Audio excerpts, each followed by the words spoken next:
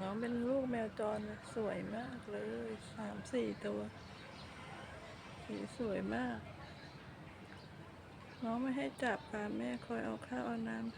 ให้กินทุกวันค่ะแม่เขามาคลอดบนหลังคาบ้านคุณย่า